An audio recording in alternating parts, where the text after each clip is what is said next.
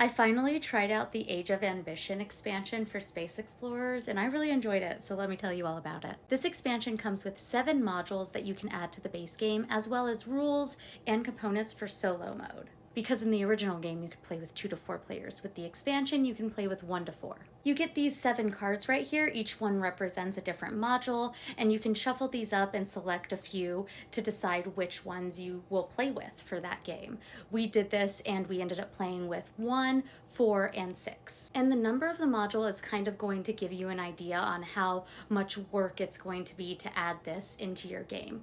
1 being the most reading and the most complex of the modules, and 7 being the least. So these are the components for module 1, which is called Space Powers, and there's about 4 pages worth of reading that goes into learning how to add this to the game. Whereas these are the components for module 7, that's called Higher Directives, and it's only like 3 paragraphs worth of reading.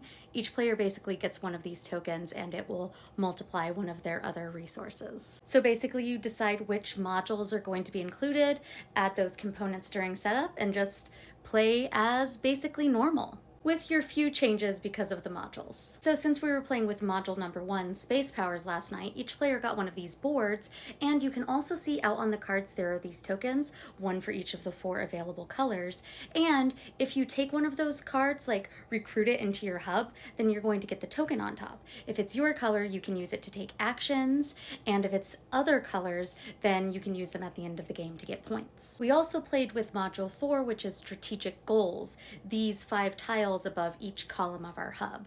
Once you achieve the goal on the front of this tile, you flip it over, and then at the end of the game, each card in that row is going to be worth a point. We also played with module 6, which is Remarkable Projects, and when you include that module, you just include a certain number of remarkable projects based on player count, and only a certain number of base projects to like even it out.